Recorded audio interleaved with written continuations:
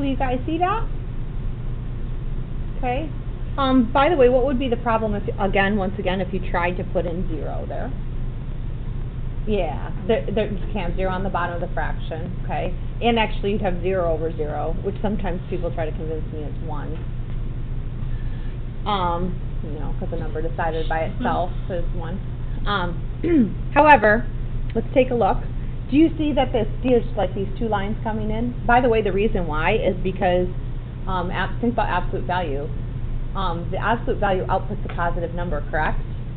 But really what this is it's negative over here, and so you have like a negative 2x over x, and over here you have a positive 2x over x. So what's negative 2x divided by x? Negative 2. And what's positive 2x divided by x? 2. So guess what these values are? Negative 2 and 2. I mean, if you hit trace, you can hit trace. Do you see that? 2. The reason why is because that's what's going on there. You have a positive 2x divided by x. So I'm going to write for, from the left, it's down here. It's very clearly, we don't even need a table, negative 2. We call this the left-hand limit.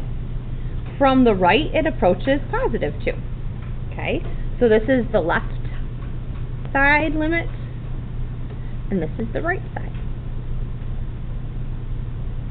Okay, so now, this is not like before. I mean, if I did go to a table, for instance, oops, and make this a 0, and point.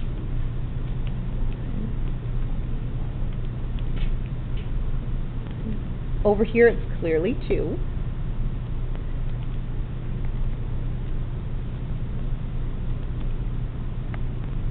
Oops, I did that backwards, didn't I?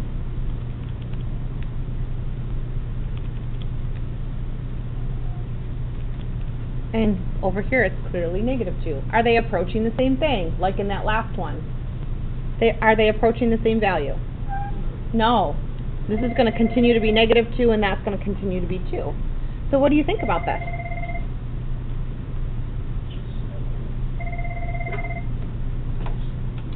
Hello?